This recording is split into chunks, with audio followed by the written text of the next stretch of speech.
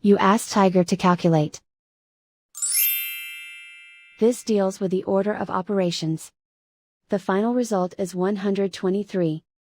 Let's solve it step by step. We begin by calculating the expression inside the parentheses. Simplify exponents and square roots. 3 to the power of 2 equals 9. Perform any multiplication or division, from left to right. 3 times 9 equals 27. 3 times 5 equals 15. Calculate any addition or subtraction, from left to right. 27 minus 15 equals 12.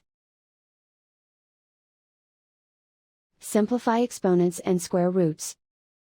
12 to the power of 2 equals 144. Calculate any addition or subtraction, from left to right. 144 minus 21 equals 123. And so the final result is 123.